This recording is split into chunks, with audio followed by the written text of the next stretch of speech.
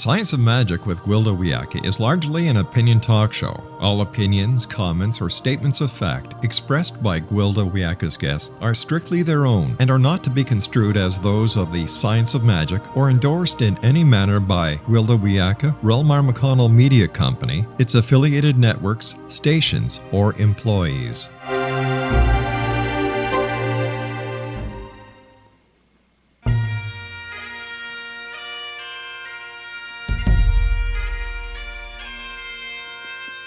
Welcome to the Science of Magic with Gwilda Wiyaka, a program dedicated to uncovering the unified nature of reality and humanity's ever-evolving place as truly galactic beings.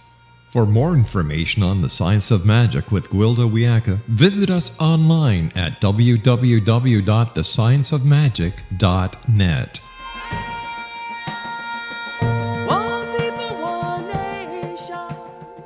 Welcome to the Science of Magic, a place where science and magic come together to transform fact into evolving truth. We're proudly coming to you through the ever-expanding X-Zone Broadcast Network, xzbn.net, and can also be found on our website, thescienceofmagic.net. I'm your host, Gwilda Wiyaka. This hour we'll be exploring infinite possibility. We're all living under a grand enchantment, diametrically opposed to the way life works. Many believe the world to be a harsh, hostile place we must control in order to survive. We've been convinced the only way to get what we need is to wrest it from the system or to trick it out of someone else. In our current polarized world, this has become our reality as we create what we believe. The more of us believing in a thing, the stronger that reality becomes and the more difficult to transcend. As long as we and those around us see ourselves as victims in competition with the world and each other for our basic needs, we're powerless to create. We're as children in a small playpen with not enough toys to go around and no more forthcoming. The current reality serves a consumer-driven system, so naturally it promotes it. We live in reversal, in fear of lack and in competition with each other, rendering us predictable and controllable. Advertising media exploits this weakness unmercifully, as people are willing to pay or do almost anything to feel secure in their position and provided for in the future. What's the way out of this dilemma? Virtually all religions advocate trust and faith. We've come to translate faith as in an agreed-upon deity. I would argue that the original and most profound meaning is to have faith and trust in the way life works. Life is synergistic, self-sustaining, and self-perpetuating. Having trust and faith alone won't provide for us. We need to take action, set clear intent, and follow our promptings. Consider the deer in the forest. When it's hungry, it relocates to a field of grass. When it's thirsty, it follows a game trail to the water. And when it's tired, it finds a safe, secluded place to make its nest. Come breeding time, deer actively seek out members of the opposite sex. They do not pile bales of hay on their backs in fear of lack, or drink more than they need. When they're done sleeping, they simply walk away from the nest the night before, confident that there'll be another when it's needed. And they don't buy fancy cars, wear perfume and aftershave, or have silicone implants to attract a mate. Conversely, humans have no faith in life. We're always attempting to control our environment and those within it to feel safe. We overindulge, hoard, and feel we aren't good or attractive enough the way we came. We've generated a world where we've created exactly what we have faith in: struggle, illness, lack, and isolation. The walk out is not easy. Multitudes are holding this reality in place. We can set our intent and follow our promptings, but the overlording belief system can soon have us doubting our ability to create, and therefore we do not. It's ever so important to keep the faith and surround ourselves with others who encourage our dreams. We do create what we believe, but it's an act of co-creation. If we consciously set our intent, have faith in life, and leave ourselves open to infinite possibility, we'll be amazed at the wonderful choreography life provides. The outcome may very well be well beyond our wildest dreams. Our guest this hour is the author of The Gift of Maybe, Allison Carmen. Allison spent many years fighting a powerful addiction. It wasn't drugs or alcohol or fame.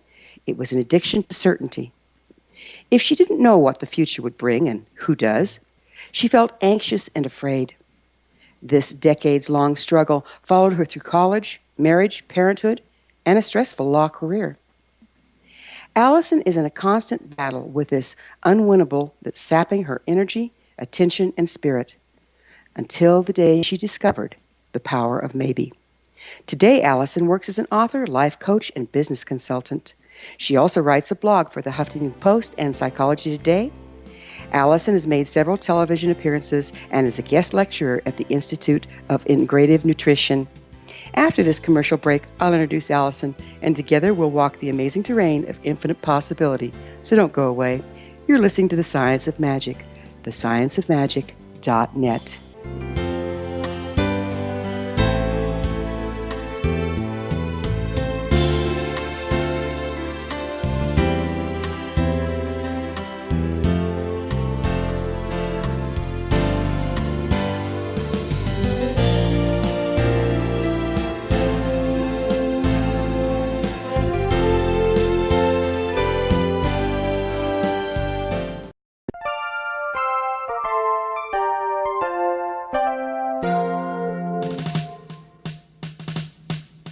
Though the world seems in turmoil around us, let's not lose our way. The stars still shine down, blessing us with their light. The sun rises every morning, chasing away the cold and darkness. There are good people of service in this world. We have much to be grateful for as we're wrapped in the arms of all of God's creation. This is Gwilda Wiyaka, host of the Science of Magic Radio, wishing you and yours a very Merry Christmas. I hope your holiday is filled with comfort and joy as you're surrounded by those you love. I'd like to thank all of you for being our loyal listeners on the X-Zone Broadcast Network and for joining us on this grand adventure called life. As the New Year's dawns, let us all stand in truth as we embrace peace.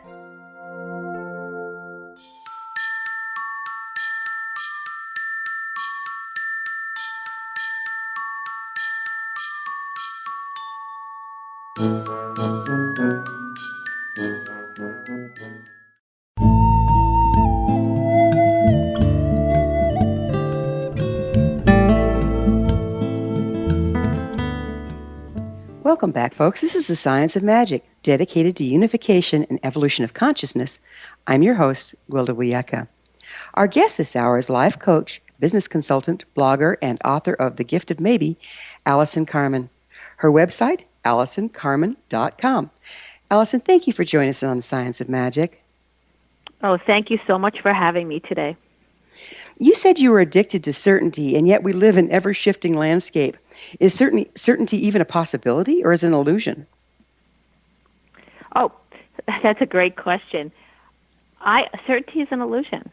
And I think intellectually, most of us know that there's no certainty, but emotionally we don't. And that's where the suffering comes. That's where the grasping comes.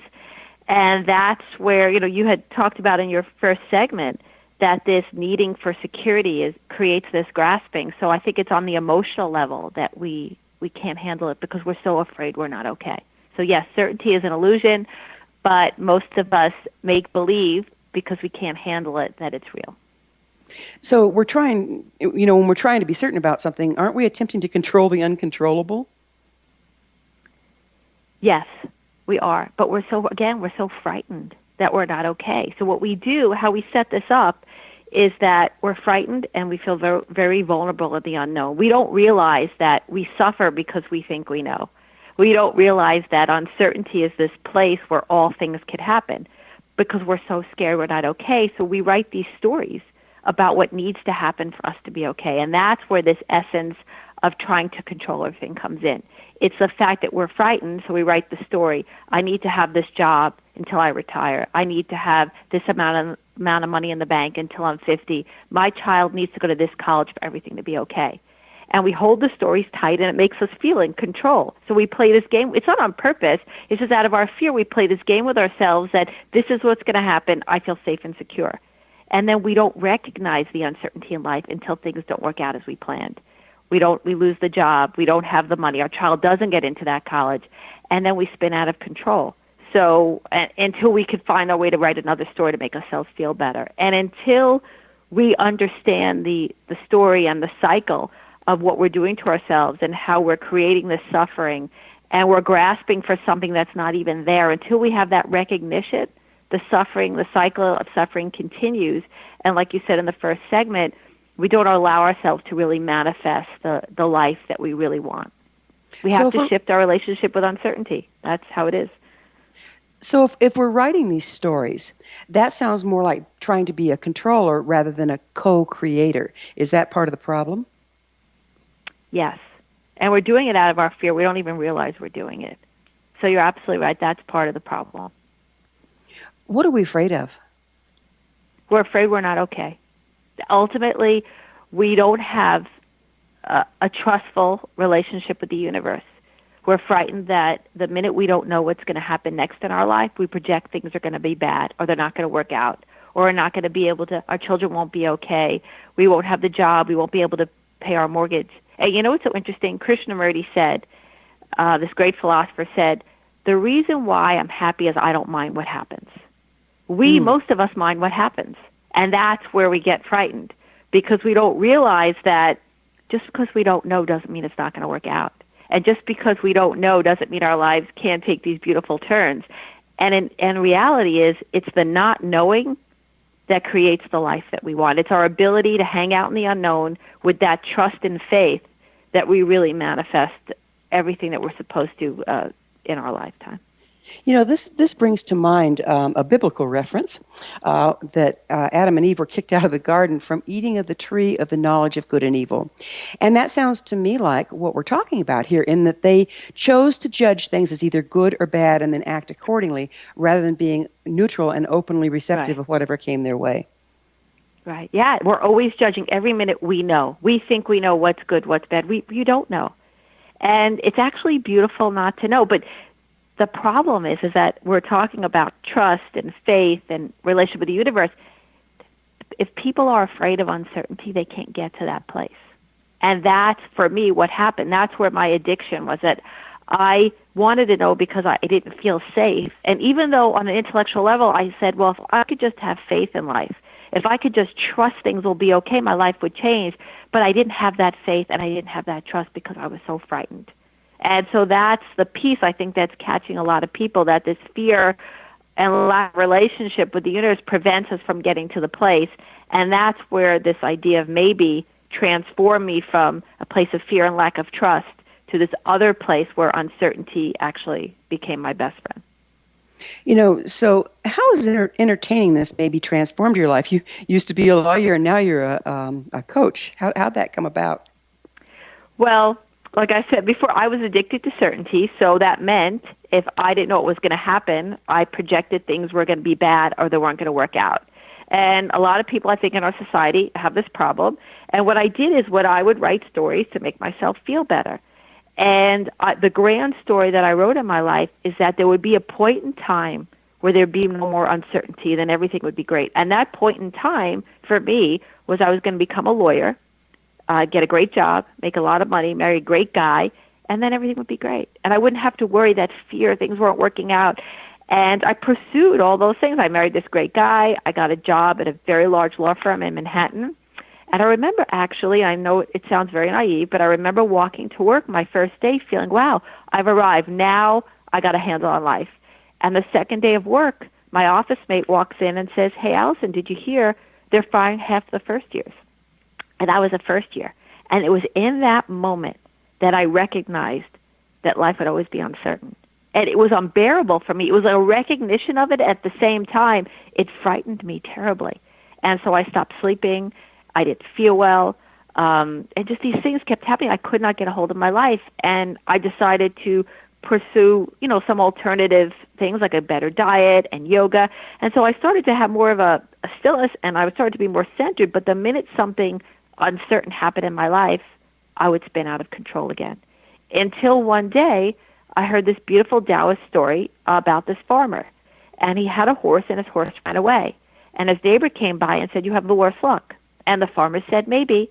But the next day, the horse came back with 5 mares. And the neighbor came by to the farmer and said, you have the best luck. And the farmer said, maybe. But the next day, the farmer's son was on the horse. He falls off and breaks his leg. And their neighbor comes by and says, you have the worst luck. And the farmer says, maybe. But the next day, the army comes to take his son to war, and they can't take him because his leg is broken. So the neighbor comes by to the farmer and says, you have the best luck. And the farmer says, maybe. And what's so interesting, in the Taoist tradition, the story means things are neither good or bad. They just change. But for me, the minute I heard that story, I actually felt a pop in my chest, because I realized every time I didn't know, I projected things were going to be bad. And that story just let me see that, well, whatever happens in this moment, it's going to change in the next moment. And within that change is hope and possibility. So what maybe did for me, it allowed me to be with uncertainty, but be with hope, all without attachment. And now I see uncertainty as a place where if I want my life to change, it has to happen in the unknown. And when something happens, I recognize I don't know if it's good or bad. And in a way, it produced a cognitive faith, a faith that my mind could embrace.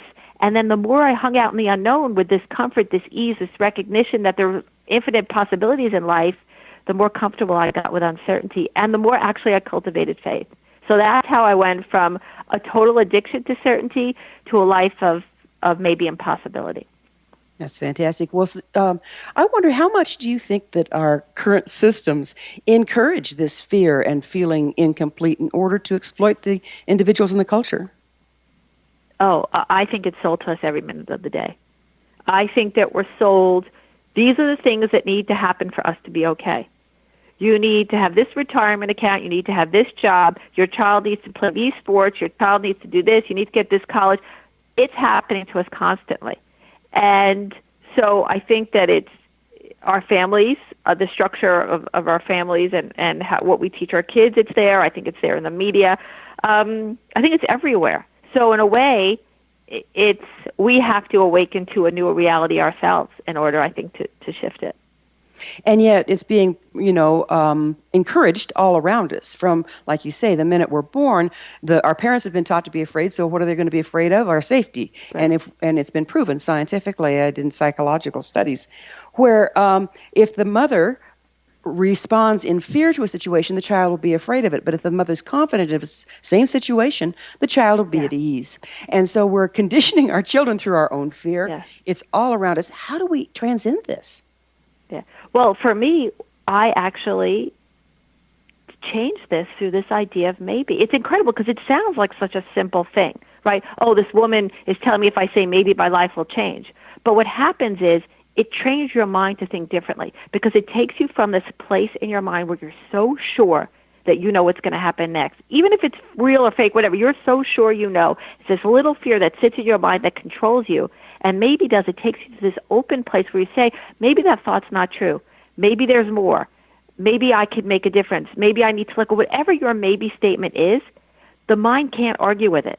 And the minute you go there, the mind goes from fear to this place where even if your fear exists, it goes to this infinite place of possibilities where you recognize more is possible. So the maybe practice, it's really incredible practice to retrain the mind to think differently. And over time, the more you engage in it, the more you are able to hang out on uncertainty. That's when you develop the relationship with the universe. That's when you develop faith. The problem is people are so afraid of letting go. They're so afraid of not being certain that they're not willing to go into that infinite playing field and even try out the relationship. So maybe it's a soft, little, beautiful place where we could start to think differently, live differently, shift that relationship, and expose ourselves to all that's possible. So what this looks like neurologically is when we start to do the knee-jerk reaction of going into fear when things change that we hadn't planned on, we stop and pick maybe instead of certainty, which starts us rerouting our neurological pathways. Is this what you're seeing? It's exactly what I'm seeing. And what's so interesting, I had no idea in the beginning. The beginning was just helping me feel less stressful. I'd come home, I don't have enough clients, things aren't working out, and I would just start doing maybe statements. Maybe that thought's not true. Maybe you need to call somebody. Maybe everything is great. Maybe it'll change tomorrow. It just allowed me to be less stressful. I didn't even see that it was even going to be more powerful than that. And then over time, I realized that I was more present, because what happens is maybe stops the projection. It ends that projection, because that's why we're so in fear, because we're living out the future all the time. And if you're projecting out to the future, it's like a bottomless pit. So all of a sudden I became more in the moment. So here I am, I'm more present, I'm less stressed, I'm less worried, and then eventually my thinking just started to change automatically. I'm hanging out in the unknown, I'm cultivating faith. So yeah, I think at this point my mind works differently because over time, because of this maybe practice, things I think are actually being rewired. And I think people ultimately cultivate faith, and that's the piece I didn't even see. I thought you'd have a maybe practice forever and you'd always struggle with uncertainty, but the reality is you have a reprogramming and you actually cultivate faith and uncertainty changes. We're going to have to pick up with this on the other side of a break. I'm sorry. Alice and I will return to our discussion on the flip side. We're coming to you through the X Zone Broadcast Network. Don't miss the other fine shows and hosts on xzbn.net. You're listening to The Science of Magic, thescienceofmagic.net. I'm Gwilda Wiyaka. There are more possibilities to come, so don't you go away.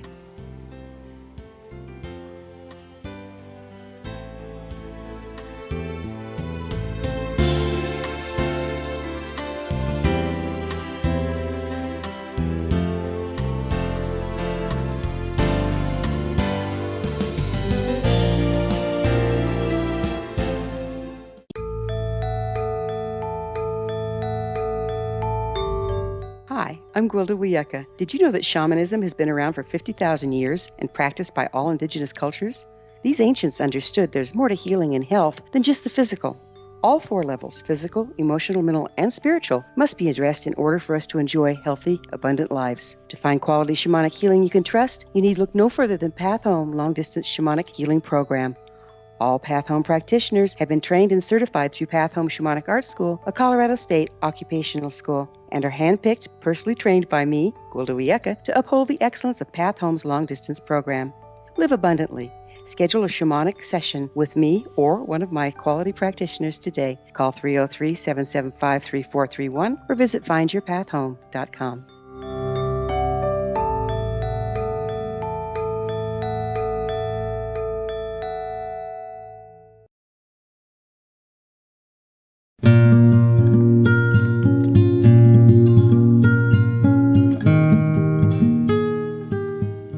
Welcome back. This is The Science of Magic, a place where magic and science come together to promote enlightenment.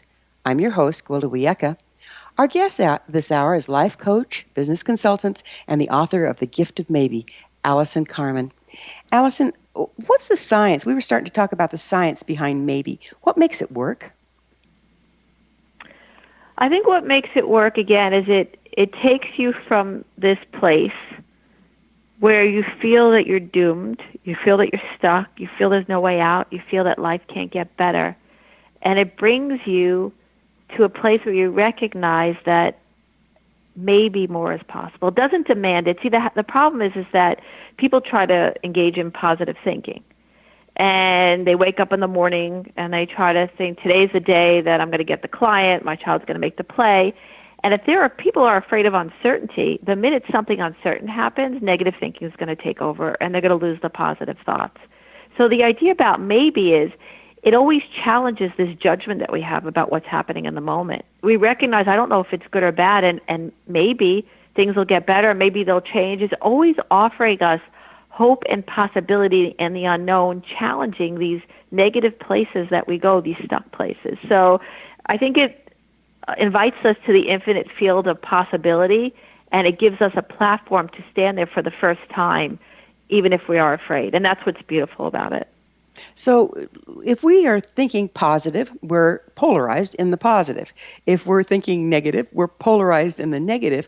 Both tend to be taking the events of the past, superimposing them on the present, and making a rerun out of the future.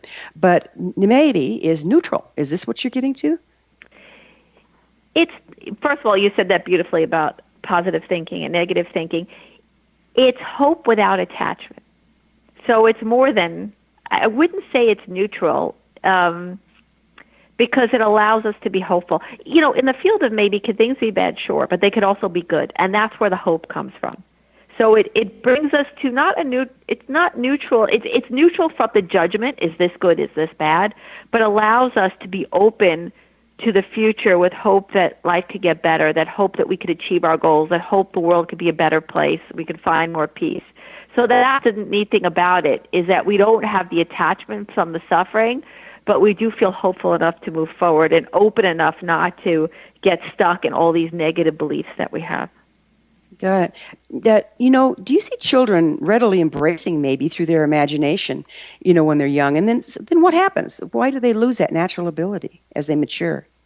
Unfortunately, they lose it because either their parents, who are usually the best of intent, they have their own fears, and they believe that for their child to be successful, they need to do a certain thing. You need to go to college. You need to not, doodle all day. You need to get busy. So what we do is, through our own fear, we strip our children of that creativity, that imagination. Not all parents, but a lot of us do that.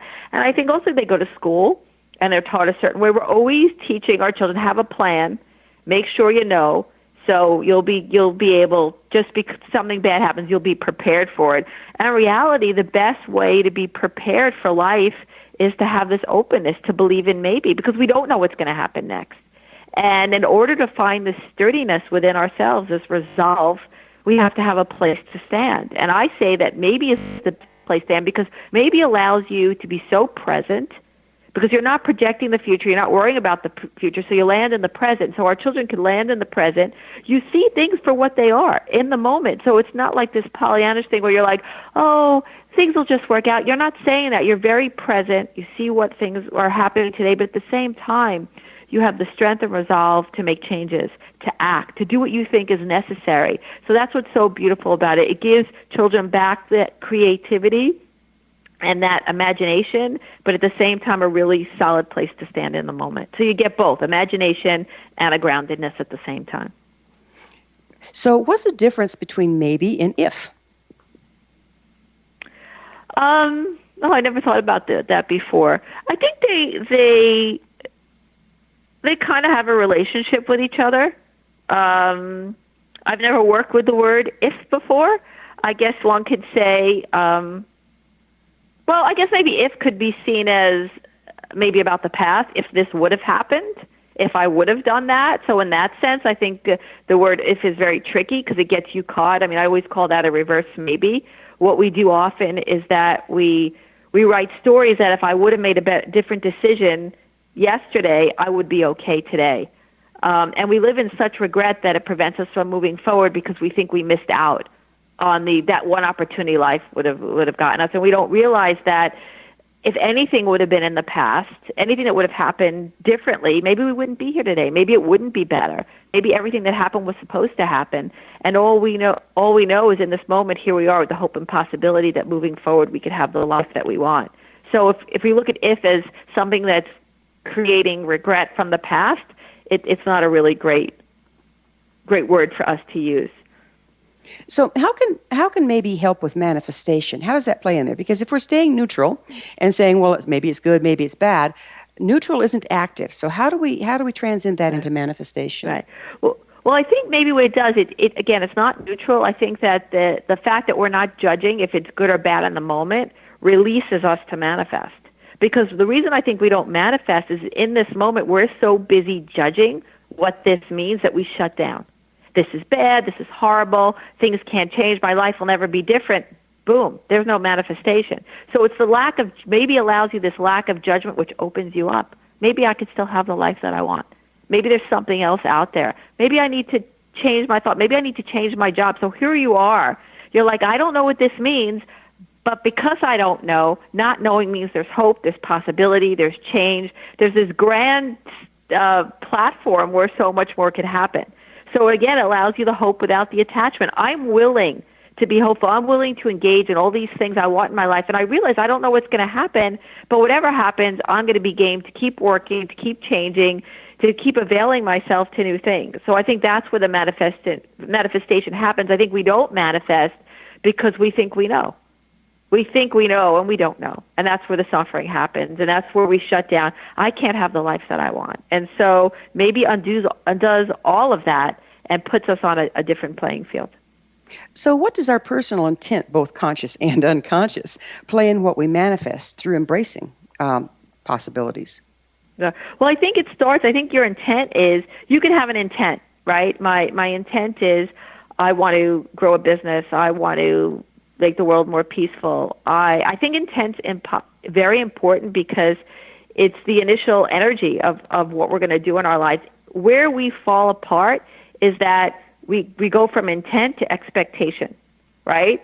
I intend this to happen, and then because we're so scared we're not okay, we write the story of how it has to happen. So that's the part that we get caught in. We go from intent. If we could just say, I intend this, and then just let go. And that's what the maybe is so great. I intend this. I have no idea how it's going to happen, and maybe it'll happen this way, maybe that way. I don't know. And then when something happens we don't expect, instead of saying, oh, that intention can never happen, this is never going to work out. No, we don't do that. We go into maybe and say, okay, I thought it was going to be this way. Maybe this is okay. Maybe it's for the best. Maybe I need to make another decision. And then again, we take that intention to a new open space with a new infinite field of possibilities with the possibility to manifest. The minute we shut down on, oops, that's not the way I expected to see it fulfilled, therefore it's not going to be fulfilled, then we've written the story, then we're down the road into the future in fear. Is that what you're saying? Right. Yeah, absolutely. And that projection, it gets us every time. Because it's this story, right? It's a story that has no bottom. You could create a nuclear war in your mind if you really wanted to about what's going to happen tomorrow or the day after that. It's stopping that projection and landing in the moment and being flexible and fluid with change. I think that's how people really manifest in their lives. What do you see so important about being present? I think that's where we're most powerful. I think that's where life is really happening. I think that's where manifestation happens, new ideas, creativity, imagination. This is where it all is. And it's not also only manifesting, it's also living. There's this power and this beauty and this preciousness of each moment. And the projection just takes us far away from that. And you can't just go up to someone and say, stop worrying. Because if they're afraid of the unknown, they can't. And that's why maybe so beautiful, because maybe it challenges people's worry. And when they realize, I don't know if this worry is true, and again, it sounds so simple, it's just this word maybe, but maybe my worry is not true. Maybe this is for the best. Maybe I need to make a change. Maybe I need to, because whatever that is, it neutralizes the worry. It brings us back into the present where we can enjoy life and we can also manifest. All manifesting happens in the now. And the enjoyment, the pure enjoyment of life happens in the now. But it's really tough for people to get there because they're afraid of the unknown.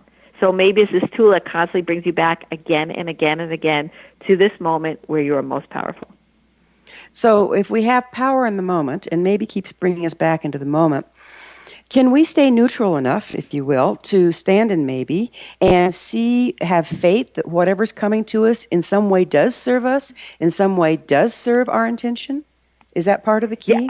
Yes. I think over time you get there. See, originally when I found this idea, I said this is a cognitive faith. This is allowing people to be present enough to engage in the unknown as if just like someone who had faith had. That's what's so cool about maybe. You get to hang out with all the people who are just okay with whatever happens in life. You get to hang out with all the people that see infinite possibilities. What's so fascinating about it, it kind of gets you to a place where all the people have such a great relationship with the universe. That's where they hang out. That's what's so cool about it. It lands you in this place where everything changes. And over time, I think you cultivate faith. Because the reason I don't think we cultivate faith is that we're never willing to be uncertain. And that's the only way to do it. Either you were brought up that way and you believe it, or you had this amazing experience with uncertainty. But most of us are resisting it all the time. That's why we can't cultivate faith, because every time there's uncertainty, we just want certainty. So we're never willing to cultivate it. So maybe, what's so cool about maybe is you're just practicing maybe, but because you hang out in the unknown and because you're willing to be uncertain, you cultivate faith over time because you start to have, the first time in your life, this beautiful relationship with the universe. You see how it flows. And that's the most amazing part. And when I wrote this book, The Gift of Maybe, I didn't know that. It wasn't until clients came back to me and said, I don't even use the word anymore. I just have faith. And I guess for me, too, I didn't realize it in my own life. I don't always use the word maybe anymore because I have a better relationship with uncertainty. So it's like this ebb and flow of intention, manifestation, lack of expectation, constant hope. And when you get to that place, like you said in the first segment, everything changes. Life opens up. It's amazing when you can just kind of sit back and watch what's Yeah. going on around you rather than sitting on the edge of your seat, all Yeah. concerned about creating something to your Yeah. liking. Because we don't, Yeah. mostly aren't we just creating solutions to problems we don't really have?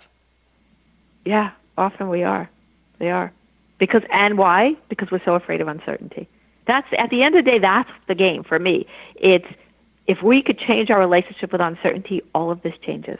If we could stop running away from this fear of the unknown, everything from that point on, your whole life will change. But you have to be able to get there, right? We're going to have to take another break. Alice and I will be back shortly, so don't leave us now. This is The Science of Magic, thescienceofmagic.net, the place where altruistic professionals of science and the esoteric create common ground for the betterment of our world. We're brought to you daily by the leader in paranormal, spirituality, and alternative health programming, the X Zone Broadcast Network, xzbn.net.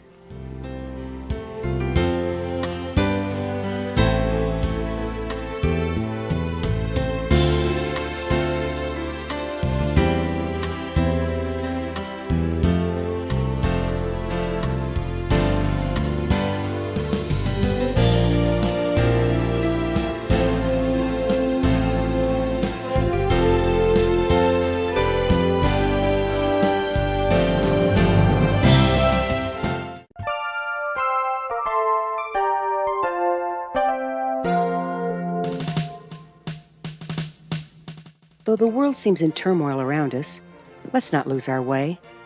The stars still shine down, blessing us with their light. The sun rises every morning, chasing away the cold and darkness. There are good people of service in this world. We have much to be grateful for as we're wrapped in the arms of all of God's creation. This is Gwilda Wiyaka, host of the Science of Magic Radio, wishing you and yours a very Merry Christmas. I hope your holiday is filled with comfort and joy as you're surrounded by those you love. I'd like to thank all of you for being our loyal listeners on the X Zone Broadcast Network and for joining us on this grand adventure called life. As the New Year's dawns, let us all stand in truth as we embrace peace.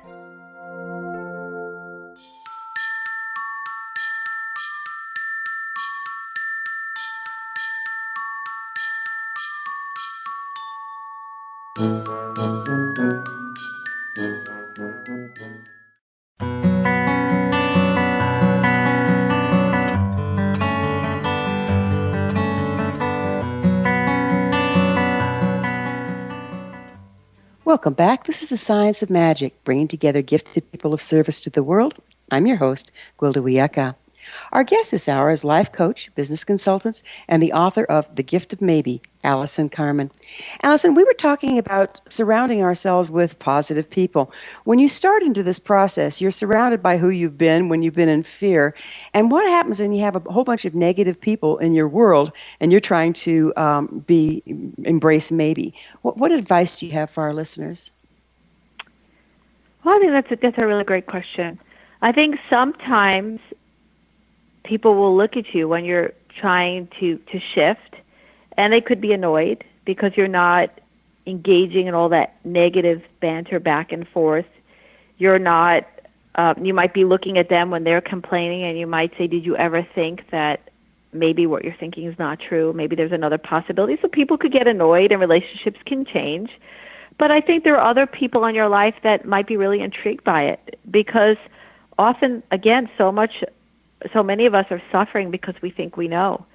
So you might have a conversation with a friend or a colleague or a relative, and you might be able to relieve their suffering with the way you're practicing. So I think certain relationships will flourish as you communicate with people. You're helping yourself, you're helping them. They might flourish because they might just like, maybe you're a more positive person. See, maybe also makes you more positive because you're not always engaging in the negative. People in your life might enjoy you more because you're having a better ebb and flow in life. And of course, there are certain people that might fall by the wayside because you're not in that negative place, and maybe your relationship was based on that. So I think several things are going to happen. I think it's unpredictable, and but in the end, I think you'll surround yourself with people who are either just willing and able to engage in this new way you're thinking, or I don't know, with people who want your help. I don't know how it works out. For me, I think that my relationships have changed. I think most of my relationships have changed for the better. But there are certain people that I'm not as close with now. It wasn't by choice. It was just how my perspective shifted, and I guess some of the relationships I had in my life were based on more negativity. So Got it it. does So, shift. I've noticed this wonderful thing that happens. When people start to entertain possibility, then they often go into what I call the yabbits. And that's to say they start to imagine something they want, only to say, yeah, but that won't happen because. Right. What effect does that have on outcome, and what advice do you have about avoiding that little pitfall?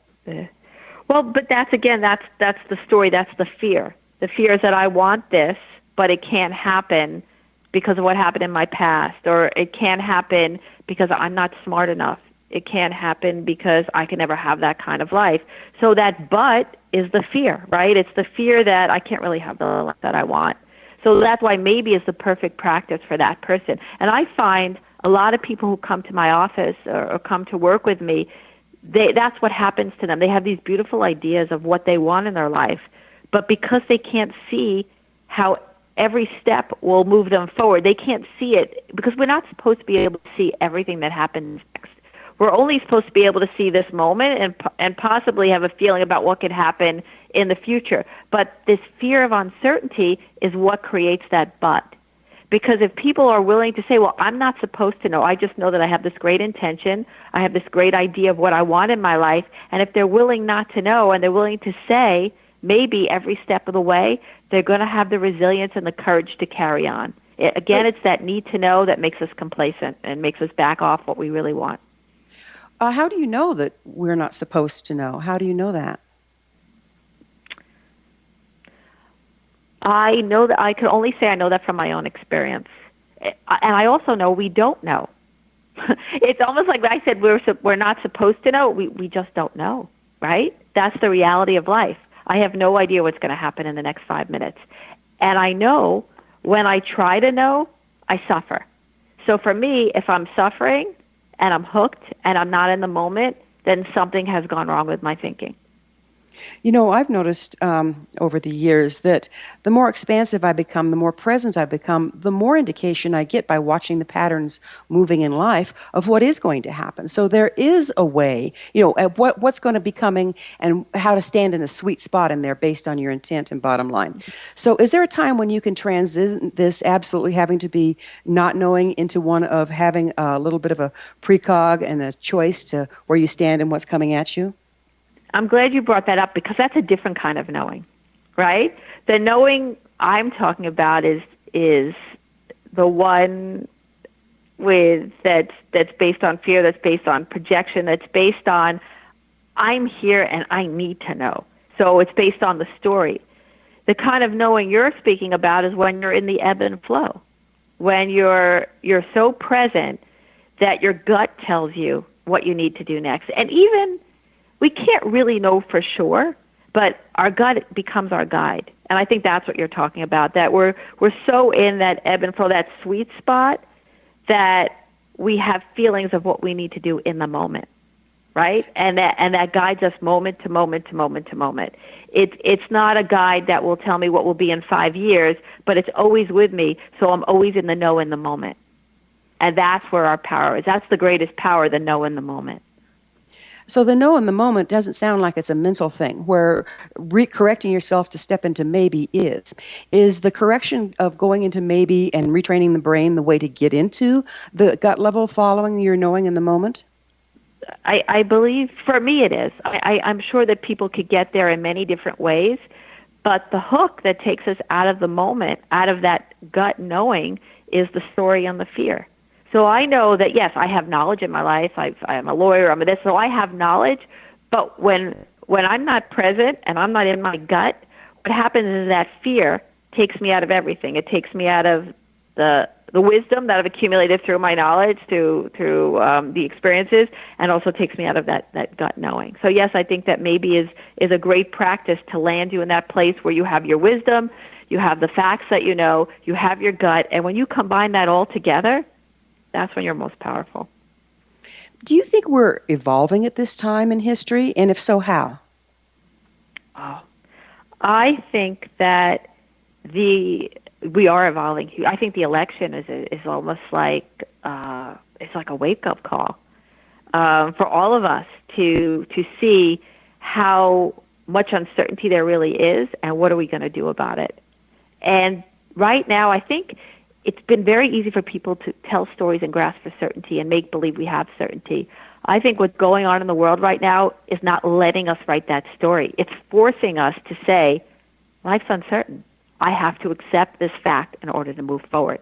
And those of us who can shift our relationship with uncertainty and move from the fear to this place where we realize that not knowing is the greatest thing in the world, because the fact that we don't know today means that things could change tomorrow if we're unhappy how things are today. It lands us in the moment, and it's when we become most powerful to take action to see the change that we want to see. So yes, I think that there's an awakening, and those of us that are willing to cultivate faith or cultivate a shift in our relationship with uncertainty will be the most powerful moving forward. So yes, it's a very exciting time in a lot of ways, I think. How can remaining open to possibility support evolutionary thinking? Well, I think that we don't grow, we don't change. Our consciousness cannot shift if we're stuck in fear. I think when we're willing to realize all things are possible, that life is infinite, we evolve. We evolve the minute we don't choose fear. And the problem is, how do we all get there? So for me, it was this beautiful practice that allowed that. It allows me to constantly unhook every moment from everything I'm afraid of, and allows me to embrace possibility. And when I embrace possibility, I evolve as a human being, because I'm not living in fear. I'm living in this place where I'm so willing to engage in life with everything that I have. And I think that's how we elevate consciousness. And when you're not afraid, what are you? You're love. So we're love, we're open, we're possibility, and we just shift and we rise as human beings. How can we tell the difference between just standing in infinite possibility and being Pollyanna and in denial? How can we tell which one we're in? That's a really good one, because I think often that's the biggest challenge that I get from people with the idea of maybe. They say, oh, maybe everything's going to be okay. That's so naive. How could you say that? And I think there's a huge difference. I think that if you're present, if you recognize that we don't know, and if you're present, really present, you see that life has infinite possibilities. It's just a story we're telling. So possibilities mean I don't know what's going to happen tomorrow, right? We know I don't know what's going to be tomorrow. Therefore, things could change and more things are possible. It's not a Pollyannish type of view. It's a view. It's a logic. For me, it's a logical view that in this moment I can't know, and because that I don't know more things are possible. I think people want to argue with it because they don't want to let go of their fear. Yeah, they want to know so badly, right? Exactly. They're going to argue something else. Yeah, we get attached to our own fear because it becomes comfortable, and that is our reality. Right. You know, this has been wonderful. I can't thank you enough for being on with the Science of Magic today. Thank you so much for having me. All right. Our guest this hour has been life coach, business consultant, blogger, and the author of The Gift of Maybe, Allison Carmen. Her website, AllisonCarmen.com. This has been The Science of Magic. Remember, you can always listen to past thought-provoking episodes on our website, thescienceofmagic.net. Don't forget to join us on the next episode of The Science of Magic. But until then, dear ones, may you be blessed with knowledge and comforted with love as you live a life of infinite possibility.